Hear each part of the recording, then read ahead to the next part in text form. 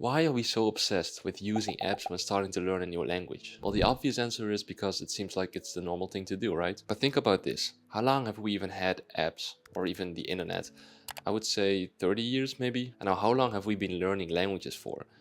I'd say thousands of years, hundreds of thousands of years at least. So what makes you think that you can outsmart the brain that literally developed over thousands of years to be able to absorb any language and get really good at it and get fluent without there ever being something called the internet? And even if we take a look at language apps like, let's say, Duolingo, for example, is it even any good? Does it actually work? Well, it depends. So I'll give you my opinion, what I think on language learning apps, and I'll start off with a simple example so you can see if it actually works or not. Okay, so here's a guy that I met a few years ago when I started learning Japanese. Let's call him Pantera-san. So when I started learning Japanese, I joined this Discord server. Through that server, I found a YouTube channel. Someone recommended this channel, and he said, look at this guy, he's learning English every single day using Duolingo. And so I went to his channel. This is his YouTube channel, and he does Duolingo lessons, and every day he streams it, live stream. And as you can see, he has done over 1,000 days of Duolingo. And so the question is he fluent yet? Well, I'm sorry, but I would say no. But the interesting thing is, if you look at his goal, like what was his goal to begin with? I would say his goal is to become fluent, because if you look at his channel banner, it literally says how many years will it take before I become fluent in English. And so despite his goal being to become fluent in English, he did not really become fluent in English. If you want to judge for yourself, then you can watch this video. I talked with this guy a while ago. So now you start wondering, well, what did he learn then? So what he mainly did is Duolingo, and he used some other websites as well.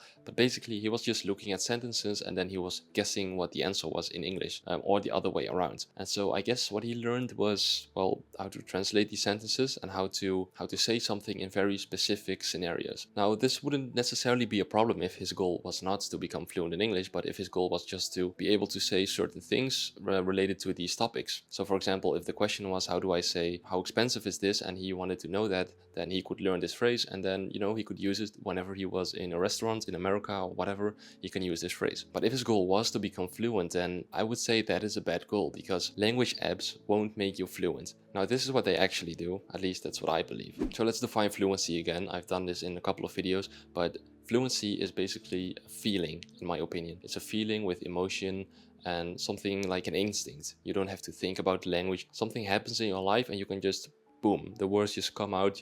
You don't have to think consciously about what do I say, right? So I'd say it's not a skill, not something that you learn, something that you acquire, that comes naturally. Now, usually when we talk about speaking, it's mostly output, right? Speaking, output. And that's the thing, okay? So because technology and apps are anything but social. They're literally the opposite. They're technology. And the thing with technology, what I found is that technology makes us so antisocial. And I already mentioned this in another video, but I feel like when I'm in a bus or in a train or whatever, a lot of people are just looking at their phone, scrolling away or just messaging people, and there's not really anything social going on. And with language being used in social context, I think it's really difficult to gain fluency through an app. These apps are basically making us less social. Now, secondly, I think in order to get fluent, you need a lot of input. The way I see fluency, or how it is built, is when we look at children, for example, they get a lot of exposure, and so they get a lot of language. They need a lot of input that is comprehensible, that the brain can figure out,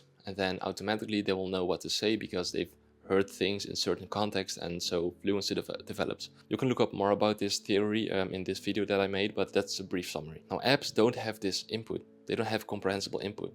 Not at all, at least as far as I know. There's no native material, there's no inputs. Of course, when you're reading, it's something else, I guess, because some apps do offer books and etc. But usually what apps offer is grammar, okay? And the way they present the grammar is usually in a gamified way. It makes you feel like you're playing a game. And actually, apps are amazing for learning grammar. They're really good at that. And as a matter of fact, you can use apps to learn everything about a language and still suck at speaking.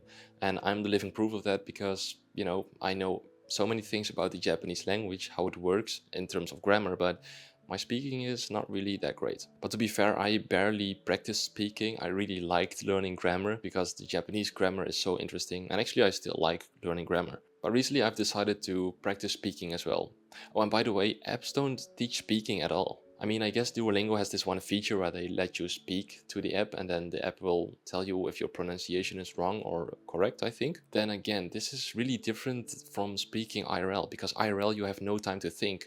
You know, you really need that fluency, otherwise you won't have a good conversation. Whereas when you're using an app, you can just think about the answer and then say it. It's really different. Anyway, they present this grammar to you in a fun way. And this could be seen as something positive, but, and this is a very big but, that sounds so dumb. Apps are products of businesses. And these businesses make money, in Duolingo's case, Duolingo makes money mainly by displaying ads. And the more people that watch the ads, the more money they get. So if they keep you engaged with the app, then they make more money. Of course, they have other methods as well, like premium, and you can buy several things. I don't know, I'm not too familiar with that. Most people don't even think about this. And there's actually one other thing which I think is even worse. They give you the idea that you are actually learning. Like, for example, again, Duolingo, because it's the most famous app. They have celebrations, motivations, these sound effects, these characters that pop up in a screen whenever you're doing your reviews. They all keep you motivated to keep studying, motivated to keep memorizing these phrases, and they keep you engaged to this app, which happens to make them more money as well. I know what I think is the saddest thing actually. Our brains actually need this. Like, we need this instant feedback. And this is not just a Gen Z thing, you know, with the whole attention span thing, which also plays a part in this, I believe, but language learning in general. Because we need to be told, yes, you're doing good, hey, you're making progress, hey, keep going.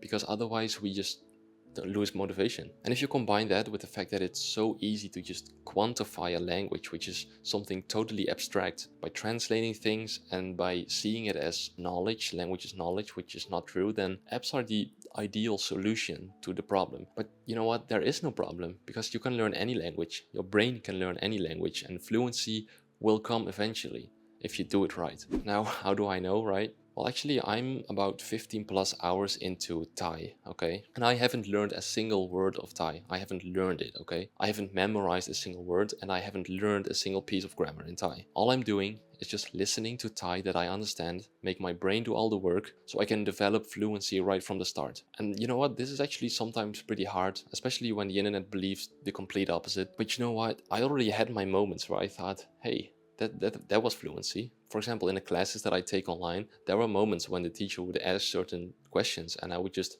know the answer. Now, I didn't speak Thai. When I spoke, it was in English, because, you know, they tell you that this whole conclusion is based on the fact that we acquire the language and we speak automatically when it comes, which is 800 hours, they say. And even at the work a few days ago, I was just doing my thing, and then a customer with her son, they were talking, and I was like, hey, that sounds familiar. I think that it's Thai. So I asked them, and she told me, yeah, I'm speaking Thai. How do you know? So I told her, yeah, you know, I'm just studying. Now, I think she was asking her son, what fruit do you want? And the son was pointing at different kinds of fruit. And then as the son was pointing at the bananas, without thinking, I said, oh, delicious. Now, I said it in Thai, and I know I'm not supposed to talk in Thai, but that was an actual IRL experience, so I feel like that counts. Anyway, it just came up to me. I heard that word a couple of times in different contexts, and it was just there in my mind, and I knew how to say it. Now, I write about this kind of stuff in a post that I will publish today, so you can sign up for that if you're interested in more of these experiences, my personal experiences when it comes to language learning. Or if you just want some help or tips with languages, you can just shoot me an email. Please do, because I love talking about this stuff. Now, there's one more thing that I want to discuss regarding this whole internet versus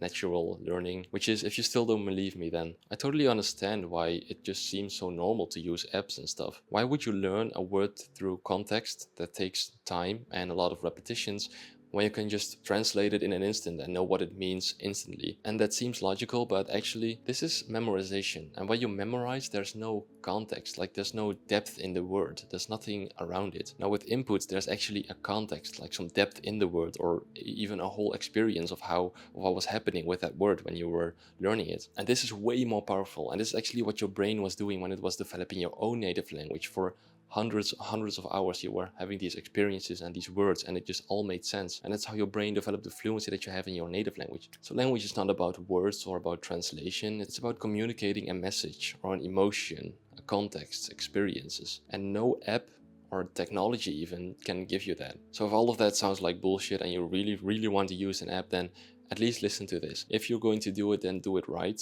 And the right way, in my opinion, to use an app, use it as context to start an experience so that you can have an experience with the language. So now let's take Pantera, for example. He can start talking to me, and that will give him the opportunity to actually start learning English and to develop fluency, given the fact, of course, that I speak in English to him. Now, I actually asked him if he wanted to do that. I told him about this method where I speak English to him, he speaks Japanese to me, and so we can give each other comprehensible input and actually learn the language naturally. So look forward to that video, and if you're struggling with language or anything in particular, then don't feel afraid to reach out to me. I'd love to have a chat about it, so please shoot me an email and I'll get back to you.